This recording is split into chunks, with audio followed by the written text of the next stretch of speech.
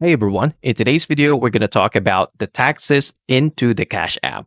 First is the tax filing with Cash App Taxes. It is fully free for federal and state tax returns, regardless of complexity, includes supports for self-employed and crypto transactions, and no upsells. Cash App covers all standard forms and schedules. The limitations is no in-person tax or expert assistance, not ideal for multi-state returns.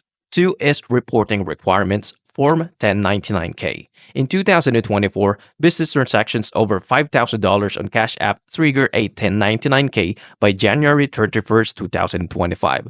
Threshold drops to $2,500 in 2025, then to $600 in 2026 and beyond. Only business-related payments are reported. Personal friend or family transfer don't count. Third is what you owe and how to report. If you receive a 1099-K, report gross income or Schedule C, but deduct eligible business expenses.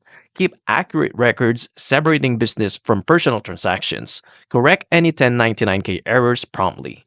Gig or self-employment workers also owe self-employment taxes and should consider quarterly estimated payments. The summary table are like, for example, filing for softwares. The details is Cash App Taxes, free federal and state, no upsells and basic supports. 1099-K threshold is $5,000 in 2024, to 5 in 2025, and 600 in the 2026 and beyond.